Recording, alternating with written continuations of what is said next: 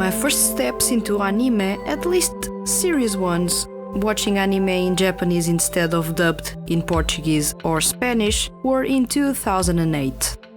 I was a metalhead, still am, but have since branched out to other music genres, and I was starting to come into contact with so many new artists, Japanese artists, through anime openings and endings.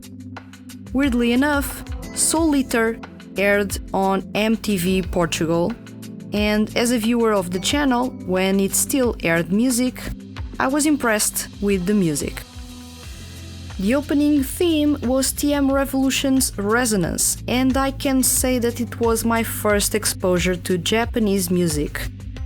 However, I was still not that knowledgeable at that time to be aware that I was listening to someone who is an icon in J-pop.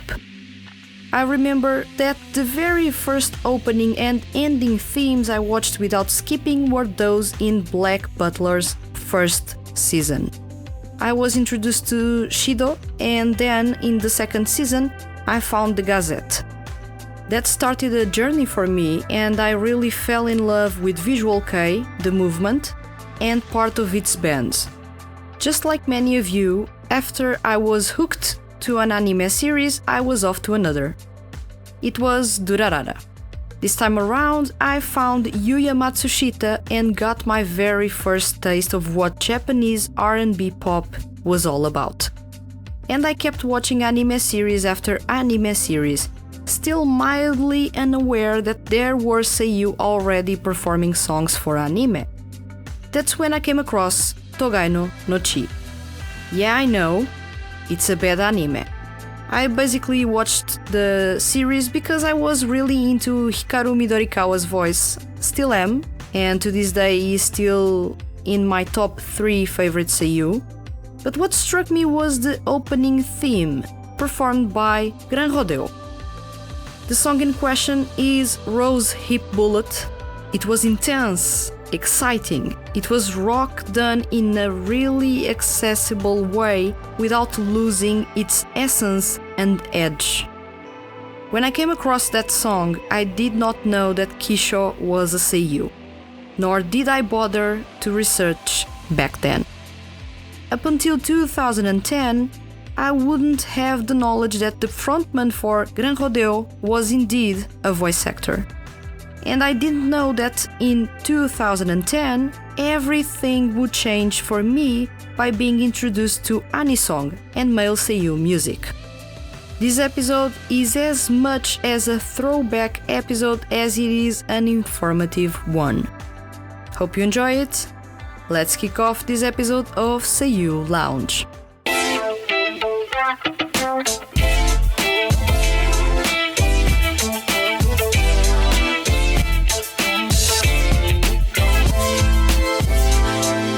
Welcome to Seiyuu Lounge. I am your host Vanessa, and today's topic is anisong.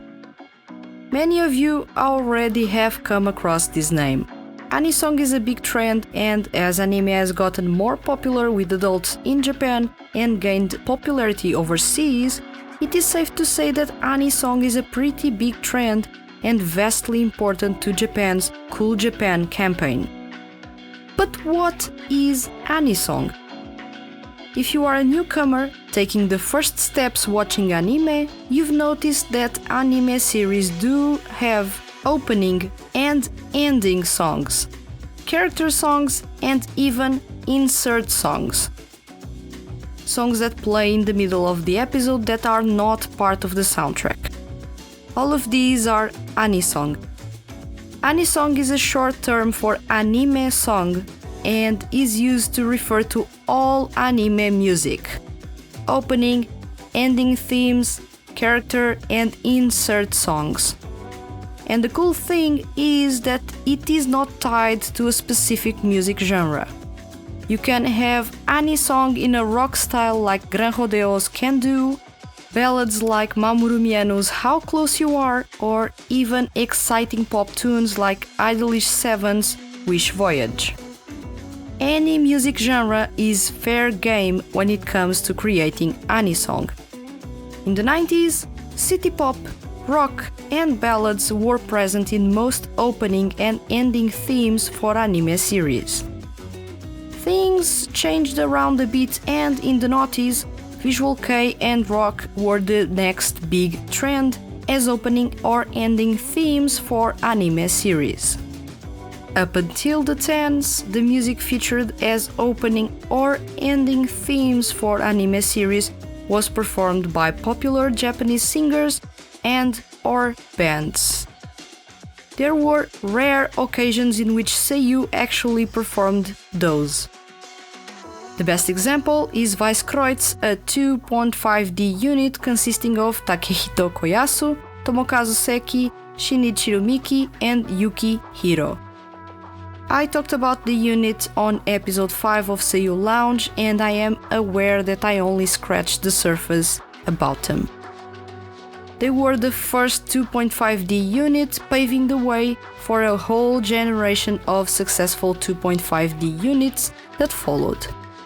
Weiss-Kreutz performed all the opening and ending themes for the anime series of the same name, the very first time a seiyuu unit was able to do so.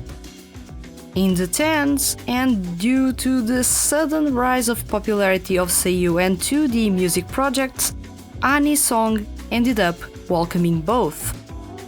From that point onwards, seiyuu started to perform opening and ending themes for anime series with more frequency, even when they don't make a debut in the music industry. Best example is Natsuki Hanae, that in 2016 released 2 singles to feature as the opening and ending themes in Saikikusuo no Psaina, or for those referring to the anime series in English, The Disastrous Life of Saiki K. He didn't make a solo debut, only did a timely collaboration with Columbia Records and the anime series in question. And although this is not common among male seiyuu, or seiyuu in general, there is the possibility for seiyuu with no career in the music industry and no intentions of joining it to perform songs for anime series. Back to what I was saying. The 10s were the stage to a lot of changes in the anime, anisong, and seiyuu industries. Mamoru Miyano and Uta Prii changed the panorama for anisong, but Gran Rodeo were the ones who took the throne and have reigned supreme as the kings of anisong among seiyuu artists, both solo, bands, or units. Mamoru Miyano's first take on anisong was the opening theme for Uta no Prince-sama Magilove 1000%. He performed Orpheus, song that was the starting point for many of his, now, fans to start following his career. It was also the very first anime opening theme performed by a male seiyuu as a solo artist. I hold Orpheus especially dear to me. This was the song that made me want to dive into more detail into what seiyuu do, learn more about the industry, and of course, start reviewing music by male seiyuu. Miyano has released vastly better polished pop songs in the last couple of years, but Orpheus is the OG for me, at least when it comes to anisong performed by seiyuu. Starish, group stemming from Uta Prii, had their first song Magilove 1000% become a major hit, even being one of the most requested karaoke songs in Japan, which is a feat in itself. Despite the song having not survived the test of time as well as some of the character songs from the first season of the anime series, it is still considered one of the most influential songs in anisong. Gran Rodeo were already spreading their shredding rock sound way before the boom in the 10s that made it more common for seiyuu and 2D units to perform anisong. I mentioned in the intro that my first encounter with Gran Rodeo was when watching Togai no Nochi a couple of years after the anime's release in Japan. Rose Hip Bullet is a song that instantly made me interested in the band. As a rock fan, I am aware that this is a music genre that many people don't like, so I didn't expect rock to be featured as opening for anime series, as usually creators want to have the opening theme being catchy and accessible to kids more than adults. With pop being widely accessible, I was sure rock wasn't going to find its way to anime. Thankfully, it did and does. So to find a rock song like Rose Hip Bullet as the opening was something that excited me. Was there more rock being performed in anime series? Any good bands for me to follow? And yes, I came across Old Codex in the same anime series. It was quite the experience as the band was a blend of punk rock and electronica at that time. The song was Crossing Fate from the band's Hide Mind album, the last one counting with Ron on the guitars, synths and composition. Old Codex would end up going big with Cattle Rhythm, song featured as the ending theme for Kuroko no Basket's first season in 2012. Gran Rodeo would also go big in the same year with their hit song Can Do, featured as the opening theme for the same anime series. With the rise of Anisong, Bandai, Sony, Avex, Pony Canyon, and King Records started to focus their efforts in this subgenre or special side of anime culture, either by creating their sub-labels dedicated to Anisong or signing artists to their roster and have them perform Anisong. Bandai Namco and Sony Music Japan were the most proactive when it came to actually establishing music labels or branches that focus on housing and nurturing talents, many of Seiyu background, to perform Anisong. Bandai launched Kiramune in 2009 to focus on Anisong and Seiyu talents wanting to branch out to the music industry. The first signings included Myoirinu, Connect, and Hiroshi Kamiya. The label then went on to add more talent to their ranks, with Tetsuya Kakihara, Daisuke Namikawa, Trignal, Nobuhiko Okamoto, Hiroyuki Yoshino, and Sparklu later joining in.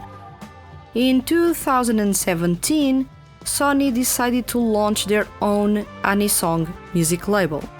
Sakura Music was launched in that year, announcing the signing of the rising star at that time, Soma Saito, that would be making his own solo debut. The label also added Penguin Research Band fronted by Seiyu and singer Yoji Ikuta.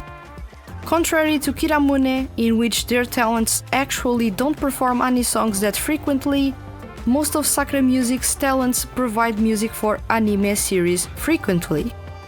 Lantis, another music label by Bandai Namco, houses plenty of Seiyu talents such as Daisuke Ono, Sho Ayami, Kensho Ono, Shugo Nakamura, Makoto Furukawa, Tasuku Hatanaka, and longtime artists signed to the label, Gran Rodeo and Old Codex. They have, in a way, established themselves as a strong Anisong-focused music label, with their artists contributing with plenty of hit and catchy songs for anime series. King Records was already a pretty big music label even before Mamoru Miyano joined in 2007. But with Miyano's popularity soaring and Utapri's music being distributed by its sub-label, Broccoli, King Records turned into one of the most important music labels for Anisong. Since then, Seiyu talents such as Soichiro Hoshi, Shota Woi, and Yuma Uchida joined the label's ranks and have provided their fair share of music for anime series. In 2017, the music label added Hypnosis Mic to its hip-hop sub-label Evil Line Records, and the rest is history. Truth be told, King Records has in its ranks two of the most popular and lucrative 2D music franchises, Utapri and Hypnosis Mic. You can only imagine how thankful the label is for betting on these projects. For reference, outside of the Seiyu industry, the kings and queen of Anisong are Gem Project from Lantis and Lisa from Sakura Music. But since this is a podcast focused on Seiyu, and especially male Seiyu, I won't be diving into their careers and importance in the Anisong industry. I invite you though to check their songs, as there's plenty of good music coming from both. A question you must be asking yourself is, why do Seiyu want to perform Anisong? Simple answer: for exposure. Now, to answer this question properly, I'll have to talk again about the reasons why Seiyu joined the music industry, something I talked about in quite some detail on episode 2 of Seiyu Lounge. Don't worry, I won't be repeating the contents in that episode, just giving those a twist for you to better understand why Anisong is so appealing to Seiyu. So Seiyu make debuts in the music industry for a wide variety of reasons. It's their passion, a steady source of income, a gimmick to cash in on popularity, are pressured by their talent agencies, or are just riding the wave or trend just for the sake of it. In a way, all these are valid reasons to join the music industry. However, as you can expect, those riding the wave just for the sake of not missing a trend going on in the Seiyu industry will not release music that has their touch. They are just like those people singing karaoke, nothing more. Same thing for those that join the music industry just to cash in on popularity they may have already from the anime or games industries. Regardless of their intentions, Seiyu want people to notice them, either because they are still not that popular or because they want people to see them with different eyes. Just like anime is a good outlet to get some exposure, Anisong is where rookie solo artists, especially Seiyu, want to venture to in order to try to garner attention to their activities as singers. Imagine if you perform the opening song for an anime series that turns into a massive hit domestically as well as overseas. Imagine that song actually fits pretty well with the theme of the anime series, and your performance is rather exciting and filled with emotion. You could have the lucky moment, must I remind you, that still hasn't happened to male Seiyu, of having a massive boost in popularity or even the possibility of charting #1 on Oricon's weekly charts. That is a massive door that can open for you as a rookie singer, especially when you have a Seiyu background. From what I get from reading articles about some feats that male Seiyu and 2D units have managed to pull off, there is still that idea in fans of both that they aren't really artists but Seiyu that happen to sing and be good at it. While that is not necessarily wrong, in the past couple of years, there have been Seiyu that have distanced themselves from Anisong to avoid having that label put on them and not be taken seriously, or in worst cases, being locked into singing more music with the same feel because that's what sells. They want to be seen as artists aside from anime, aside from Anisong. There are also Seiyu in the music industry that did dip their feet in Anisong, but only for brief moments, as they decided that their solo career shouldn't pass through a constant stream of music that doesn't fit their ideals or style. Anisong is not for every artist though. Technical aspects of Anisong. In Anisong, you are expected to capture the viewer's attention in 90 seconds. Nothing less, nothing more. Opening themes should be intense, energetic, and upbeat. On the contrary, ending themes tend to be quieter, melancholic, and at times pretty emotional and somber. There are exceptions though. Take as an example Stereodive Foundation's ending theme for Moriarty the Patriot. It is upbeat, intense, and pretty energetic.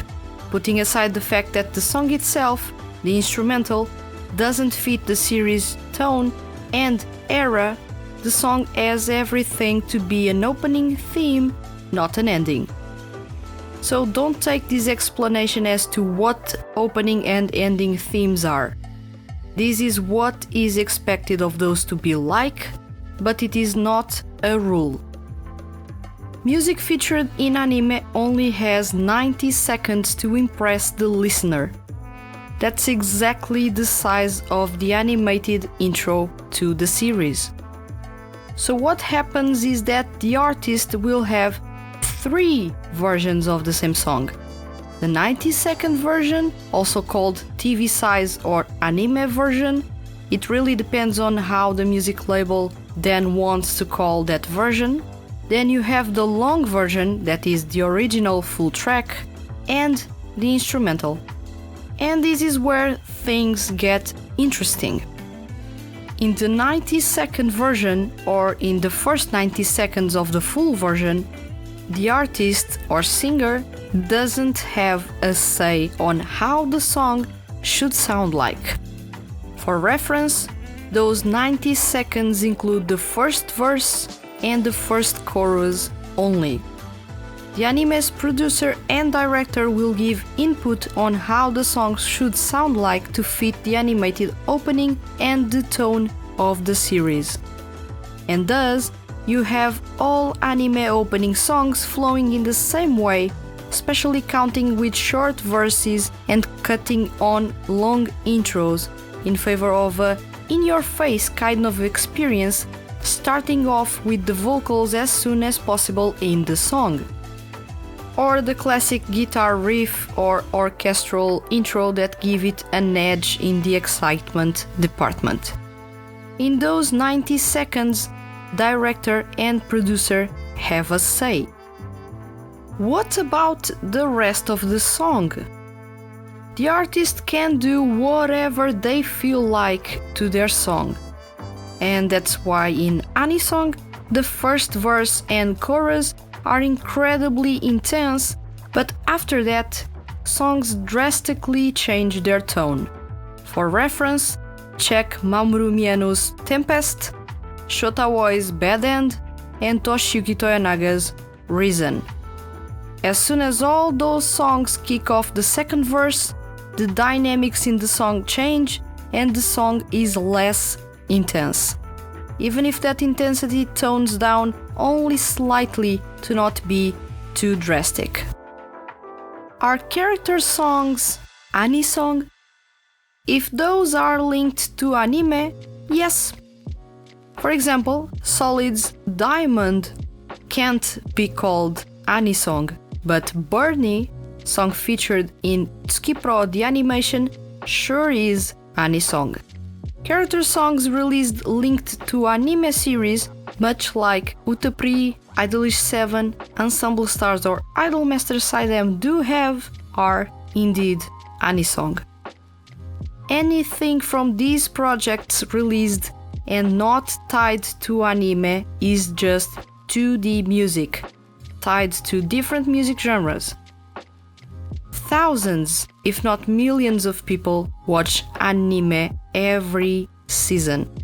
Anisong has turned into a subculture to those that enjoy anime and for Seiyu, for example, turned into a door, another opportunity to have their name known to the masses. Many Seiyu artists venture to anisong at least once in their career, with it being more common when they are rookies.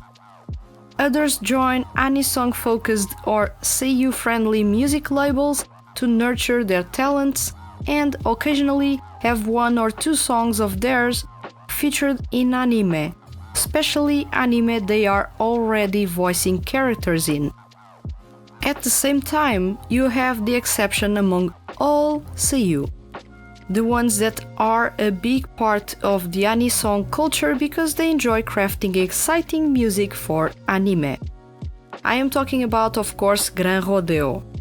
They label themselves as an anisong band rather than a rock band or a hard rock band. Anisong can also be the door for anime fans to be curious about seiyuu and perhaps discover new music from those seiyuu in the process. And that's what, for me, is attractive about anisong. Not only finding the perfect opening and ending, but in the process, discovering new artists, or artists I didn't know about.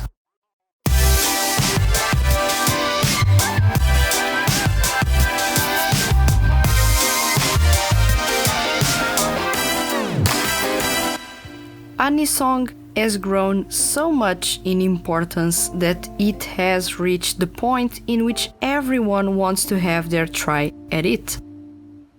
It has also gotten to a point in which it is taken seriously, with artists or seiyuu finding themselves, at times, with a massive boost in popularity because they performed a good song in the right anime series. There are plenty of great songs featured in anime and others that, unfortunately, only work well in anime, sounding a bit out of context outside of it. Regardless, this is a parallel world to anime that, if you're a fan of the latter, you should dip your feet in and explore. Veteran anime and anisong fans out there will know the nooks and crannies of this phenomenon in the music industry. But if you are actually the type of person that skips openings and endings every single time, then this episode of Seiyuu Lounge was full of things you are not familiar with.